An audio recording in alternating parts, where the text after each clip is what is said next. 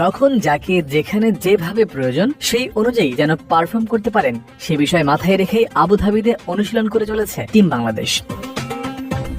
এক সপ্তাহ আগে ফেরা যাক। নেদারল্যান্ডসের বিপক্ষে সিরিজের শেষ ম্যাচে বাংলাদেশের হয়ে খেলেছিলেন শামীম পাটোয়ারি, নুরুল হাসান সোহান, মোহাম্মদ সাইফুদ্দিন, রিশাদ হোসেন ও তানজিম হাসান সাকিবের প্রত্যেকেই।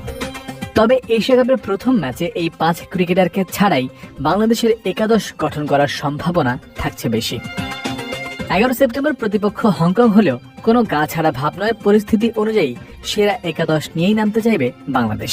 সে লক্ষ্যে তানজিদ তামিম ও পারভেজ ইমনের ব্যাটের শুরুটাও হওয়া চাই বিশেষ। টপ অর্ডারে তামিম ও ইমনের সঙ্গী হিসেবে ক্যাপ্টেন লিটন দাসের নামই অবধারিত। মিডল অর্ডার যেখানে শুরু হচ্ছে সেই 4 নম্বরে সাইফ হাসানকে ঘিরে বড় আশা রাখছে বাংলাদেশ।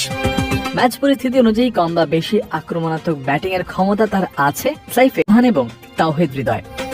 জাতীয় দলের প্রত্যাবর্তনের ম্যাচে 11 বলে 22 রান করে নট আউট ছিলেন সোহান। তবে সেটেলড প্লেয়ার বিবেচনায় এখানে হৃদয়কেই হয়তো এগিয়ে রাখবে দল। অন্যদিকে সোহানকে 6 বা 7 নম্বর অর্থাৎ লোয়ার মিডল অর্ডারেই বেশি প্রেফার করে দল, এমনটাই আপাত দৃষ্টিতে বোঝা যাচ্ছে।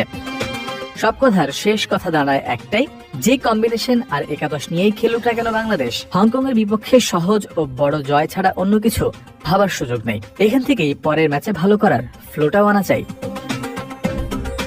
জয়ন্ত বিন্দু, ক্রিক ফ্রেন্সি।